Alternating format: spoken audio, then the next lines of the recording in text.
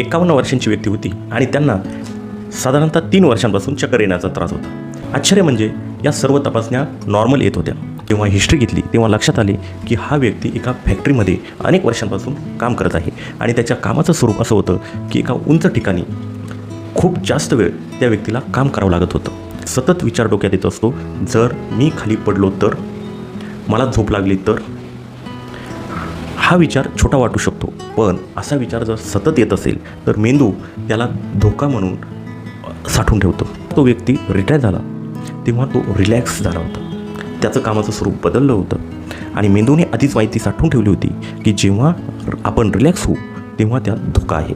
जेव्हा आपण त्यांना त्यांच्या त्रासामागील भीती, भावना आणि विचार या गोष्टी समजावून सांगितल्या आणि भविष्यातील ट्रिगरवर काम कसं करायचं हे त्यांना शिकवलं, तेव्हा फक्त 1 महिन्यामध्ये त्यांचं चक्कर येण्याचं प्रमाण पूर्णपणे थांबलं होतं।